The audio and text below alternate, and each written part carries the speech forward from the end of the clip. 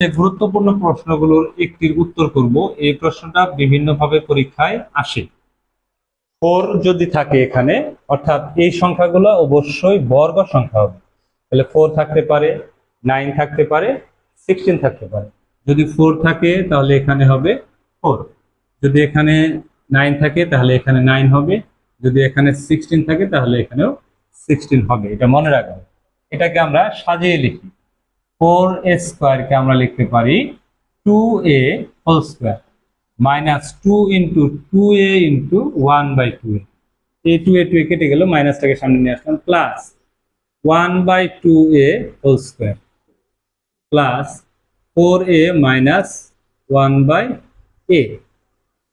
আচ্ছা, এবার এই প্রথম অংশটুকুর সূত্র রয়েছে। সূত্র কি? a square minus 2ab plus b square. সূত্র হচ্ছে a minus b whole square plus এই দুইটা সংখ্যার মধ্যে আমরা 2 দিয়ে ভাগ করি।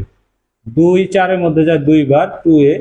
আর এখানে ভাগ করলে কোনো কিছুতেই ভাগ করা যাচ্ছে না, তাহলে 2a, অর্থাৎ 2a মাইনাস 1/2a।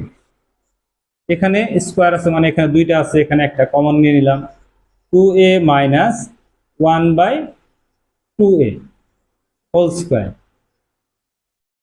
এটা হোল স্কোয়ার থেকে একটা কমন নিয়ে নিলাম, তাহলে থাকবে কি আমার এখানে 2a মাইনাস 1/2a, আর এখানে থাকতেছে হচ্ছে 2।